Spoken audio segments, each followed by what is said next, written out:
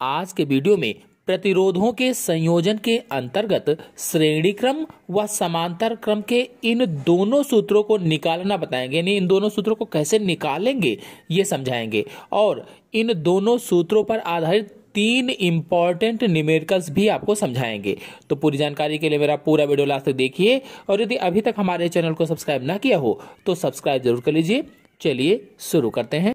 तो जब 2 या 2 से अधिक प्रतिरोधों को एक साथ जोड़ा जाता है तो उसे ही प्रतिरोधों का संयोजन कहते हैं। तो प्रतिरोधों को संयोजित करने की 2 प्रमुख विधियां हैं। पहली श्रेणी क्रम में संयोजन अथवा अंग्रेजी में इसे ही सीरीज कॉम्बिनेशन कहा जाता है और दूसरी समांतर क्रम में संयोजन, अंग्रेजी में इसे पैरेलल कॉम्बिनेशन कहा जाता है। पहले श्रेणी क्रम में संयोजन को समझ लेते हैं। इस विधि में सिरे से सिरा मिलाकर जोड़ा जाता है। चित्र में देखिए ए बी और बी सी तथा सी डी प्रतिरोध तार श्रेणी क्रम में जुड़े हैं। यानी 3 प्रतिरोध तार हैं ए बी सी और सी डी। इनको श्रेणी क्रम में जोड़ा गया है जिनके प्रतिरोध क्रमशः इनके प्रतिरोध क्या हैं? R1, R2 और R3 हैं। इनके सिरों पर विभवांतर V है। मतलब संयोग के सिरों पर बैटरी द्वारा लगाया गया विभवांतर V है, तो इसलिए इनके सिरों पर विभवांतर क्या होगा? V होगा। चलिए अब श्रेणी क्रम में जुड़े इन प्रतिरोधों के तुल्य प्रतिरोध का मान ज्ञात कर लेते हैं। ओम के नियम के अनुसार प्रतिरोध R1 के सिरों पर विभवांतर V1 बराबर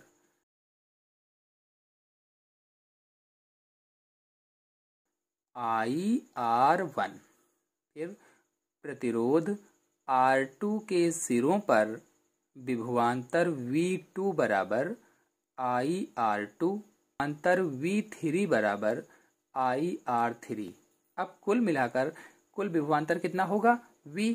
तो V बराबर V1 plus V2 plus V3। अगर ये हम निकालेंगे तो कुल विभवांतर निकल आएगा। इसमें हम V1, V2 और V3 का मान रख देते हैं। तो मान रखने पर V बराबर IR1 plus IR2 plus IR3। चूंकि V1 का मान IR1 था, V2 का मान IR2 था और V3 का मान IR3 था, तो हमने V1 plus V2 plus V3 की जगह पर इनके मान रख दिए। अब इसमें I को कॉमन ले लेते हैं क्योंकि I तीनों में है, इसलिए I को कॉमन ले लिया जाए। तो V बराबर I और ब्रैकेट में बचेगा R1 plus R2 plus R3। इसे समीकरण 1 मान लेते हैं। यदि संयोग का तुल्य प्रतिरोध R हो तो अब आगे बढ़ने से पहले ये जान लेते हैं कि तुल्य प्रतिरोध क्या होता है। तो तुल्य प्रतिरोध वह प्रतिरोध है जिसे यदि जुड़े हुए प्रतिरोधों के स्थान पर लगा दें तो विद्युत धारा पर कोई भी प्रभाव नहीं पड़ेगा। मतलब तुल्य प्रतिरोध ऐसा प्रतिरोध होता है जो प्रतिरोध जुड़े हुए हैं अगर उनके स्थान पर लगा दिया जाए तो विद्युत धारा के परिपथ पर कोई भी यानी परिपथ की धारा पर कोई भी प्रभाव नहीं पड़ेगा। मतलब यदि तुल्य प्रतिरोध R को जुड़े हुए प्रतिरोधों R1, R2 और R3 की जगह पर लगाया जाएगा तो धारा पर कोई प्रभाव नहीं पड़ेगा। अब हम समीकरण 1 में R1, R2 और R3 की जगह पर R लिख सकते हैं। तो V बराबर IR, इसे समीकरण 2 मान लेते हैं। अब समीकरण 1 और 2 की तुलना करने पर तो देखिए समीकरण 2 में V बराबर IR है। अब यह मान समीकरण 1 में V के स्थान पर रख देते हैं। तो IR बराबर I और ब्रैकेट में होगा R1 plus R2 plus R3, bracket close हो जाएगा मान रखने पर। यानी V बराबर IR था तो V का मान IR हुआ, IR हमने V के जगह पर रख दिया तो ये आया। अब देखिए I दोनों तरफ है यानी इसीलिए ये कट जाएगा तो बचेगा I कट गया तो बचेगा R बराबर R1 plus R2 plus R3। अतः श्रेणी क्रम में जुड़े प्रतिरोधों का तुल्य प्रतिरोध उन प्रतिरोधों के योग के बराबर होता है। ये हुआ श्रेणी क्रम का नियम। अब जानते हैं कि समांतर क्रम में प्रतिरोधों का संयोजन कैसे होता है। जैसा कि आप लोग चित्र में देख रहे हैं, समांतर क्रम संयोजन में प्रत्येक प्रतिरोध R1, R2, R3 को निश्चित बिंदुओं A और B के बीच में जोड़ा गया है और इन दोनों बिंदुओं के बीच में सेल जोड़ दिया गया है। समांतर क्रम संयोजन में सभी प्रतिरोधों के सिरों के बीच एक ही विभवांतर होता है, मतलब प्रत्येक प्रतिरोध पर विभवांतर V एक समान होता है। चित्र के अनुसार बिंदु A और बिंदु B के बीच तीन प्रतिरोध R1, R2 और R3 समांतर क्रम में जुड़े हैं और बैटरी या सेल द्वारा दी गई विद्युत धारा I है। अब देखिए, बिंदु A पर धारा तीन भागों में बटी है। जो बिंदु A है इसमें धारा तीन भागों में बटी है। माना प्रतिरोधों R1, R2 और R3 में क्रमशः I1, I2 और I3 धारा बहती है और सिरों के बीच विभवांतर V है। तो प्रतिरोध R1 में धारा I1 बराबर V/R1 ये धारा हो जाएगी और फिर प्रतिरोध R2 में धारा I2 बराबर V/R2 ये प्रतिरोध R2 में हो जाएगा और फिर प्रतिरोध R3 में धारा I3 बराबर V/R3 हो जाएगा। तो R1 में धारा I1 बराबर V/R1, प्रतिरोध R2 में धारा I2 बराबर V/R2 और प्रतिरोध R3 में धारा I3 बराबर V/R3। तो बैटरी से प्राप्त कुल धारा I बराबर I1 plus I2 plus I3। अगर बैटरी से प्राप्त कुल धारा को देखा जाए तो कितना होगा? I बराबर I1 plus I2 plus I3 में I1, I2 और I3 के मान अब लिख देते हैं। तो I1 का मान V/R1 है, I2 का मान V/R2 है और I3 का मान V/R3 है। तो इसमें मान रखने पर क्या होगा? I बराबर V/R1 plus V/R2 plus V/R3। अब V को कॉमन ले लेते हैं क्योंकि तीनों में V है तो V कॉमन आ जाएगा। तो I बराबर V और ब्रैकेट के अंदर 1/R1 plus 1/R2 plus 1/R3। ये ब्रैकेट के अंदर 1/R1, 1/R2 और 1/R3 हो जाएगा। अब V को बराबर के इस तरफ ले आते हैं, जो बराबर है इसके इस तरफ V को ले आते हैं तो I/V हो जाएगा। I/V बराबर 1/R1 plus 1/R2 plus 1/R3। इसे समीकरण 1 मान लेते हैं। यदि संयोजन का तुल्य प्रतिरोध R हो तो ओम के नियम के अनुसार V बराबर IR, मतलब संयोजन का जो तुल्य प्रतिरोध है वो R है तो ओम के नियम के अनुसार V बराबर IR। इसे समीकरण 2 मान लेते हैं। अब समीकरण 2 के इस मान को, किस मान को, यानी V बराबर IR को समीकरण 1 में रखने पर, तो 1 में रखने पर यानी कि V के जगह पर IR लिख देते हैं। तो I/IR is equal to 1/R1 plus 1/R2 plus 1/R3। अब देखिए I ऊपर है और I नीचे है, I कट जाएगा तो 1/R is equal to 1/R1 plus 1/R2 plus 1/R3। तो ये हो गया समांतर क्रम का संयोजन। चलिए अब इन दोनों सूत्रों अर्थात श्रेणी क्रम और समांतर क्रम के दोनों सूत्रों पर आधारित न्यूमेरिकल्स को समझा देते हैं। देखिए, प्रतिरोधों पर आधारित न्यूमेरिकल्स के अंतर्गत पहला क्वेश्चन है 4 ओम तथा 6 ओम प्रतिरोधों को समांतर क्रम में जोड़ा गया है। इस संयोजन का तुल्य प्रतिरोध ज्ञात कीजिए। तो देखिए इसमें R1 दे रखा है 4 ओम, ये ओम का चिन्ह है, और R2 दे रखा है 6 ओम। ये दो चीजें दे रखी हैं। अब देखिए जो समांतर क्रम में प्रतिरोधों के संयोजन का सूत्र है, संयोजन का सूत्र कौन से लगाएंगे? समांतर क्रम में प्रतिरोधों के संयोजन का सूत्र लगाएंगे, क्योंकि यहां समांतर क्रम बताया गया है। तो ये सूत्र होता है 1/R is equal to 1/R1 plus 1/R2 plus आगे भी अगर मान दिया होगा तो आगे भी लिख लेंगे। अब इसमें R1 और R2 देखो दे रखा है, तो R1 व R2 के मान रखने पर R1 व R2 का मान रख देंगे तो 1/R is equal to 1/R1 का मान है 4 ओम और 1/R2 का मान है 6 ओम। इस तरह से 1/R इज इक्वल टू यहां पर ले लेंगे लासा 4 और 6 का 2 दूना 4 2 तिहाई 6, तो 3 दूना 6 दूनी 12 12 आ जाएगा। तो 4 तिहाई 12 और 6 दूनी 12, ये हो जाएगा इस तरह से। अब ये आएगा 3 2 5 बटे 12। अब इसमें देखिए 1/R इज इक्वल टू हो जाएगा 5/12, तिर्या गुणा कर देंगे, इस तरह से ये आएगा 5R इज इक्वल टू 12। अगले स्टेप में आएगा ये R इज इक्वल टू 12/5, इस तरह से आ जाएगा 2.4 ओम। तो ये क्या हो जाएगा? संयोजन का तुल्य प्रतिरोध हो जाएगा, क्योंकि यहां पर कहा गया था इस संयोजन का तुल्य प्रतिरोध ज्ञात कीजिए। तो अंत में हम लिख देंगे कि संयोजन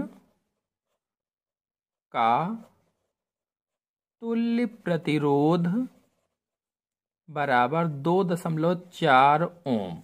दूसरे न्यूमेरिकल्स पर आते हैं। देखिए दूसरा न्यूमेरिकल है 4 ओम, 8 ओम, 12 ओम तथा 24 ओम प्रतिरोध की 4 कुंडलियों को कैसे संयोजित करेंगे कि संयोजन से पहला है अधिकतम और दूसरा है न्यूनतम प्रतिरोध प्राप्त हो सके। परिपथ आरेख भी बनाइए।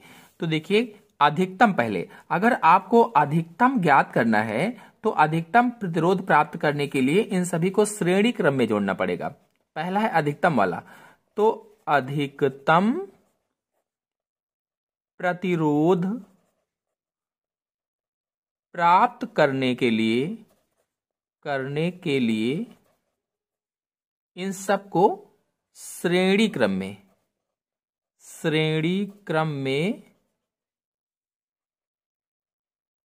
जोड़ना होगा, तभी अधिकतम प्रतिरोध प्राप्त हो पाएगा। तो श्रेणी क्रम में जोड़ने के लिए पहले इसका आरेख बना लेते हैं, क्योंकि इसमें देखिए आरेख भी कहा गया, आरेख भी बनाइए। तो श्रेणी क्रम का आरेख क्या होगा? 4 ओम ये हो जाएगा, 8 ओम ये हो जाएगा, 12 ओम ये हो जाएगा, 24 ओम ये हो जाएगा। तो देखिए ये हुआ 4 ओम, 8 ओम, 12 ओम और 24 ओम, ये हो गया। तो ये तो हुआ आरेख, इसको ए मान लीजिए, इसको बी मान लीजिए। अब ए और बी के बीच तुल्य प्रतिरोध ज्ञात करना है। तुल्य प्रतिरोध का सूत्र क्या होगा? ए और बी के बीच तुल्य प्रतिरोध श्रेणी क्रम का सूत्र क्या होता है? R is equal to R1 plus R2 plus R3, 1 2 3 4 है तो R4 हो जाएगा। अब इसमें क्या करेंगे? मान रख देंगे, क्योंकि R1 R2 R3 R4 इसको क्रम से मान लेंगे। तो R इज इक्वल टू 4 ओम, 8 ओम, 12 ओम और 24 ओम। इस तरह से 8 4 12 12 दूना 24 24 48 हो जाएगा। ये 48 ओम आएगा। तो ये ए और बी के बीच तुल्य प्रतिरोध का सूत्र लगाने से कितना आएगा? 48 ओम आ जाएगा। ये अधिकतम हुआ 48 ओम।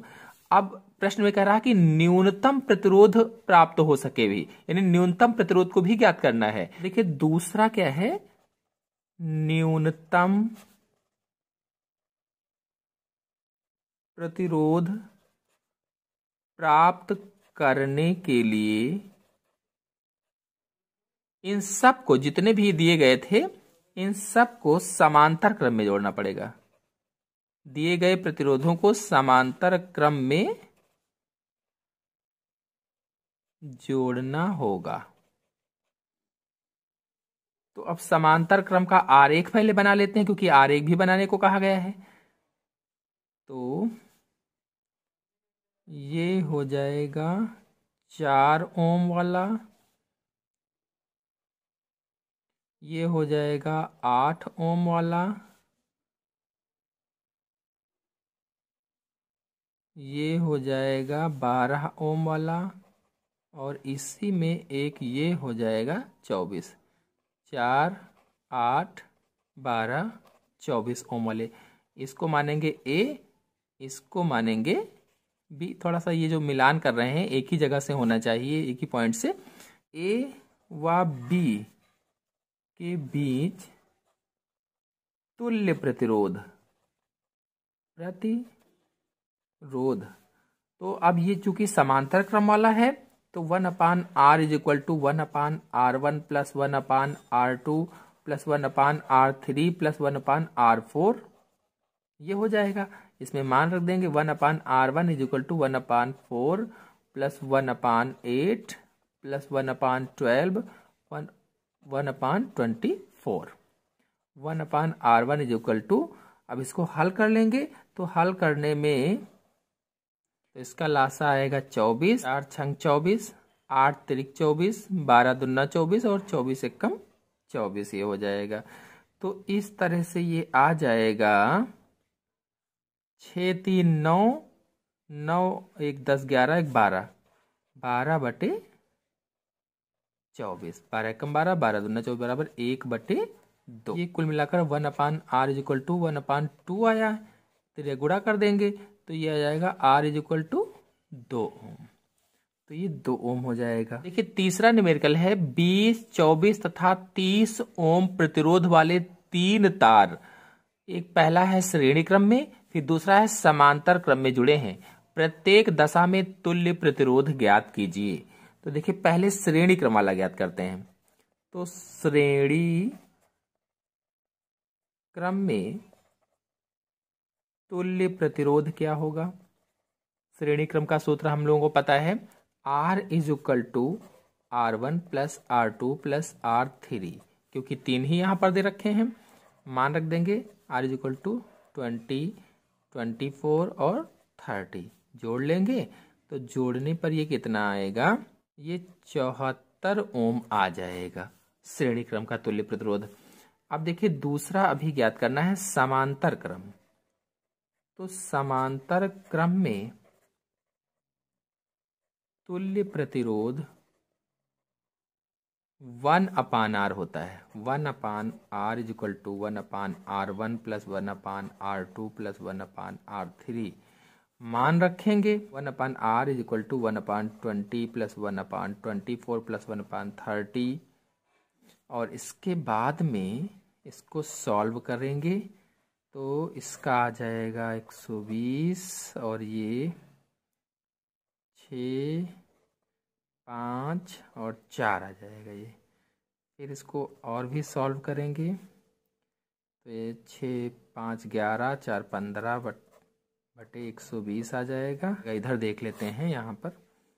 तो 1/r इज इक्वल टू ये आया था,